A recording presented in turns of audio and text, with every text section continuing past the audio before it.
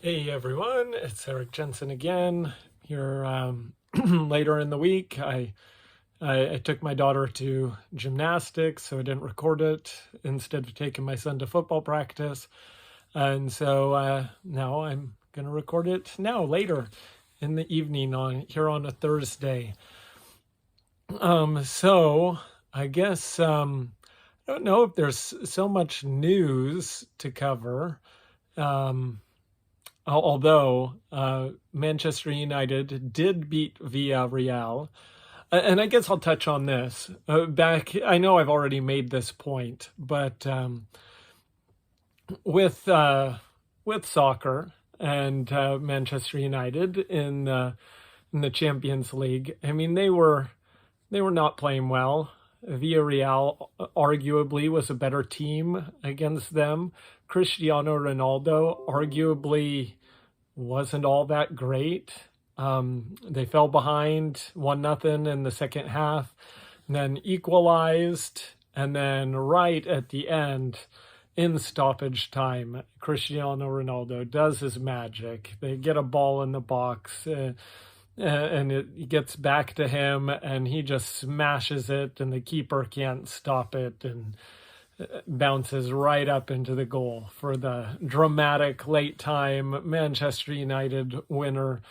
And again, I think that was the point that I brought up earlier with someone like Ronaldo, someone like Messi. They're not as good as they used to be. They're not going to help your team in the flow of the game because they're not going to be able to fully run back, press back on defense, be running all over. But when a person can score a goal, and they can score a goal, Messi did that in his Champions League game too for Paris Saint-Germain against Chelsea. Yeah, or no, they were playing Manchester City. Getting my teams mixed up. Yeah, Paris Saint-Germain was playing Manchester City. And, Manchester City lost, but the little I saw in that game, they're a scary good team still. So, yeah, but just the knack to score in soccer is so important. It's so vital. And so even if a player, I mean, it's hard to tell when a player is well past his prime and they're gonna drag you down more than help you. But when you have that just chance to get the ball in the net and have the knack for doing it, it's an amazing thing, a good thing to do there. Anyways, that's the soccer. It'll be interesting to see what happens moving forward in the Champions League. We still have, I mean, we're only through 2 games, so I'll talk a little bit more about that when things are shaping up and who's going to be, likely to go out, who's going to go far. Barcelona's not looking good, but again, only 2 games into the Champions League, so let's give it a moment. We'll see what happens. Anyways, we will go into college football. We've got a big week of college football. And like I said, and I'll go over a few of these games too, and why I don't think you should rank teams until after this weekend. Starting in October, after the first week of October games, rank the teams. And so that is what I'm going to do. I'll start throwing out some top 10s or something, because of course I'm the expert here. Anyways, so we've got like Iowa and Maryland. Did you know Maryland was undefeated? I I didn't. And so again, what if Maryland beats Iowa? Iowa is currently ranked 5th. I don't think they played all that great. I mean, they're an Iowa football team. What can I say? Nothing spectacular, but they're tough. Do I think they're the 5th best team? I wouldn't say so right now, but there they are. So who's going to win? Iowa at Maryland. I don't believe in Maryland, but like I said, let's wait until after this game, and then if Maryland wins, I'll be sure to rank them pretty high. I think Iowa wins this game, though. That's the Friday night game. We've also got another game on Friday night, BYU, Utah State. You know, the Beehive State here. BYU is going to win big. Utah State isn't very good, and BYU is pretty good. BYU's not great, but they're pretty good, and I think they're going to. I mean, they're going to go. They're going to have a really good record. I'll just put it that way. They're going to be in contention for a New York Big Six bowl game, I think. The other big games, the huge games in the SEC and Arkansas and Georgia. Arkansas and Georgia. Arkansas's looked good, although this is, I think, another thing of, I don't know, if you're playing teams that were ranked way too high in the beginning of the season, like in my opinion, Texas A&M, then the wins against those teams may, be weighted too much. Now, I think Arkansas looks good. I watched a lot of that Arkansas A&M game, and they look pretty good. And Georgia hasn't really played anyone. Now that you look at Clemson going, well, they didn't look good, or haven't looked good this season and haven't been able to score. Still give me Georgia and the Bulldogs, though. I think Georgia's going to win. Another game, another reason why you shouldn't rank teams early. You've got Wisconsin here, where they're 1-2, and yet people still think that they're somehow a really great team, and they could be a good team. They could rattle off a whole ton of wins, but they don't even have a winning record, and people think they're still a great team. They did whatever. So it's Michigan at Wisconsin. I think Michigan, like I said, while they didn't look convincing against Rutgers, I think they're a pretty good team. I think Michigan is going to win. I don't think Wisconsin is as good as people think they are. We have Texas TCU, one of these matches between some in-state rivals, as Texas is leaving the Big 12, and TCU has had their number for most of the time since they've been in the Big 12. But I think Texas is going to win. Another huge game, Cincinnati, Notre Dame, is at Notre Dame. I don't think Notre Dame has looked good, and I think Cincinnati is decent.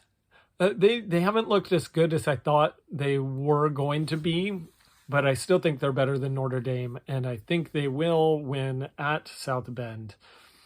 We've got Ole Miss, Lane Kiffin going back to face Nick Saban.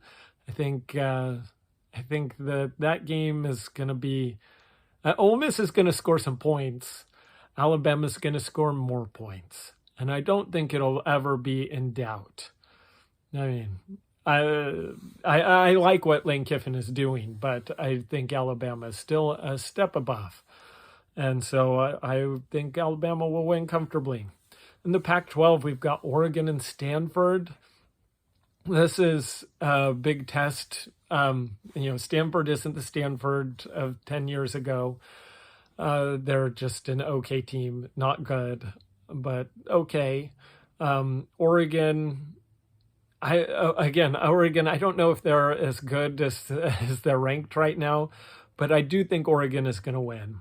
I think it'll be a close game, but Oregon will win by about a touchdown. Oklahoma at Kansas State. Oklahoma hasn't looked good all season, in my opinion, and I think Kansas State will beat them. Florida and Kentucky. Kentucky's undefeated. Why aren't they ranked? SEC team undefeated, and they're not ranked high. Oh, they're going to have a loss, though. Florida's going to beat Kentucky. Baylor and Oklahoma State, another pair of undefeated teams. This is why I think after this weekend, you're going to have an idea on who should be ranked up, who should be ranked a little bit lower, which teams were overhyped in the beginning, which teams weren't. I think Oklahoma State's going to beat Baylor, and I think Oklahoma State is an okay team. So give me the Cowboys. Indiana and Penn State. Here's another one of these games. I think Penn State's ranked 4th. What's their good win? They've played Auburn and they played Wisconsin. But Auburn doesn't look all that great. Wisconsin doesn't look all that great. Is Penn State really good? I don't think so. I think they're a good Big Ten team, not a top 10 team. They will beat Indiana, though, and so they'll continue to be ranked way up there until they start playing some tougher teams. Auburn, speaking of Auburn at LSU, two SEC teams that get a lot of love, and I think they're just all right. I do think LSU is going to win this one.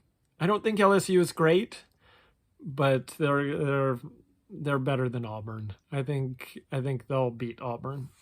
Then back in the Pac-12, we've got Washington and Oregon State. Oregon State coming off the big win against USC, which is very depressing. But I should pick Oregon State. I'm picking Washington. Washington has enough talent that they should win. They're probably going to be like USC, though. Oregon State looked good, but USC just looked bad in that game. Anyways, I'm rambling. Washington is going to beat Oregon State in a very close game and low scoring. Washington can actually play defense, unlike the Trojans. Then we have in the huge game in the Pac-12 South, Arizona State at UCLA. The winner of this is in the driver's seat to take the Pac-12 South. And unfortunately, I think UCLA is going to win. I don't think Arizona State is great. I don't think UCLA is great, but I think UCLA right now is playing the best in the Pac-12 South. So I will take the Bruins in that one, as much as that pains me to say, and hope that they lose. You can always prove me wrong when I pick you to win, UCLA. Lose. And then we have the biggest game of the week, USC visiting Colorado, a team they have never lost to. They are undefeated against, and unfortunately, I just have no faith in USC anymore after that Oregon State game. Colorado is an awful offense. They have not done anything offense. I mean, they're just garbage. But they have an okay defense, and I think they're going to be able to stop USC.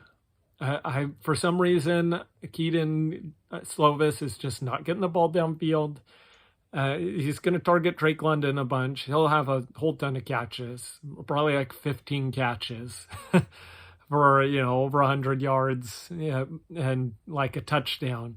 And that'll be it. They'll stall, and it'll be painful to watch, I think. And Colorado, I think their offense is looking for USC's defense.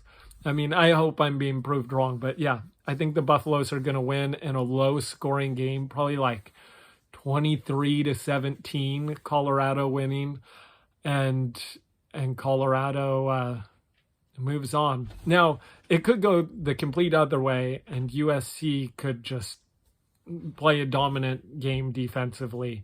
I just don't have faith that that's going to happen, and I think that Colorado's offense is going to start moving against USC's defense. So hopefully I'm wrong. That would be a prediction I would be happy to have wrong. Anyways, those are my picks, and that's what's going on. We'll see what the results are. I'll start talking about who should be ranked where, and because I think after this next week, like I said, we'll have a good idea on who's good, who's not, and we can properly rank teams on what they've done and not just how good we think their conference is, even if they haven't done anything. Anyways, that's it. Have a good. Talk to you later.